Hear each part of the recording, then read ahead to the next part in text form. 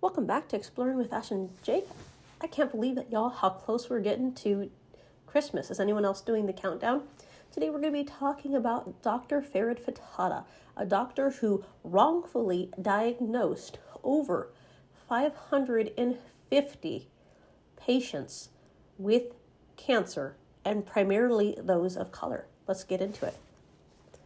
A Michigan doctor intentionally misdiagnosed patients with cancer and then bombarded them with unnecessary treatments will now have to face his victims who lost their health, savings, and trust at an emotional sentence hearing that opens on Monday. Disabled auto worker Robert is among those who plan to be in Detroit courtroom when Dr. Farid Fatada learns his fate for using patients as, quote, cash cows, telling them that they were deathly ill with diseases that they didn't actually have. In 2010, after Dr. Fatada diagnosed Robert with a rare blood cancer and subjected him to monthly infusions of chemotherapy and 3 weeks of radiation, as well as expensive treatments that made his teeth fall out and his body twitch uncontrollably. After Fatada was arrested in 2013 and charged in what a prosecutor said was the most egregious case of healthcare fraud in U.S. history, Robert went to a different oncologist and learned that he never had cancer to begin with. So many patients have hatreds towards Dr. Fatada. His name causes instant headache.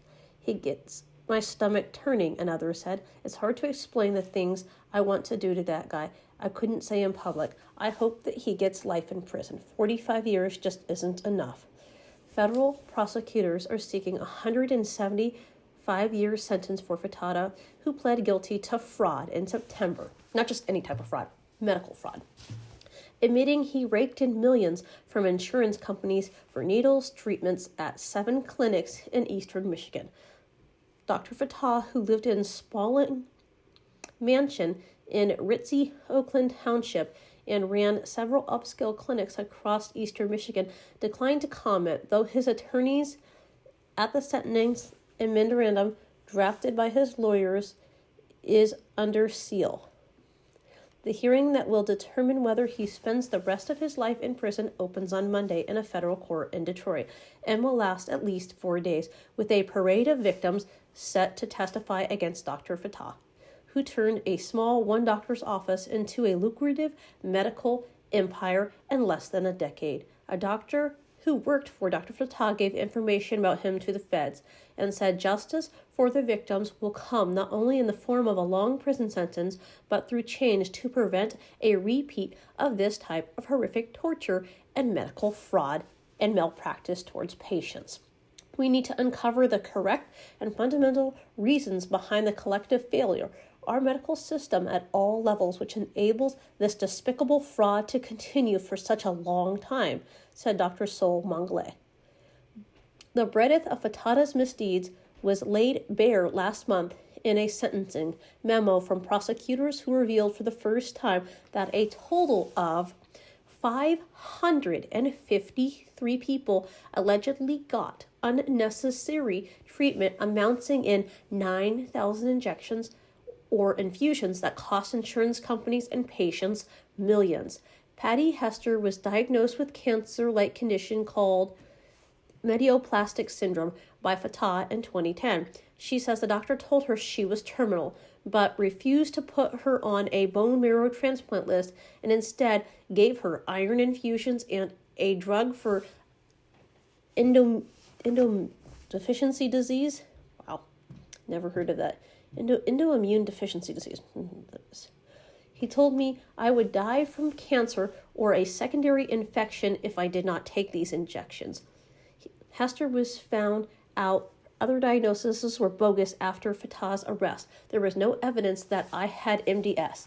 In fact, I do not have MDS upon further testing and a second opinion. The one-time emergency room technician said she has high blood pressure and hair loss from the unneeded treatments and the stress of the ordeal, which she also said took a deep emotional toll on her. In a victim impact statement made by her husband, Michael, told how they took a rushed trip to Disney World to make lasting family memories, and how he watched his wife give away her belongings and keepsakes to remember her by. He plunged into a deep depression and took up smoking and drinking. He said, "We both felt helpless and in despair," he said. Honestly, like, I just could not even imagine being accused of medical malpractice. I mean, the sad part is in 2023, yes, people are living paycheck to paycheck. People are struggling up the wazoo to provide for themselves, whether you have children or not. People are just struggling to provide for themselves. But you don't take a degree and go in being a doctor thinking that you're just going to do medical malpractice and attempt to defraud millions of people and intentionally, properly medically misdiagnose them intentionally and use them as cash cows. Like, you don't just go in with this degree thinking you're just going to be a greedy SOB. I'm sorry that I know so many people that are nurses, doctors, CNAs. Heck, I'm even on the side studying to be a CNA, and I have no intentions of doing anything like this. This is just absurd to me that so many people like get away with this. And then there are people that have cancer that are having a hard time paying for these treatments, and then you've got people diagnosed that you're making intentionally sick and robbing of their life, their money, their family time for a couple $1,000s from their insurance. I mean, this is just crazy. It really is. If you made it to the end, thank you for watching, and we'll see you in our next episode. Merry Christmas, everybody, and have a great rest of your December. Stay weird, keep exploring. Peace out, y'all.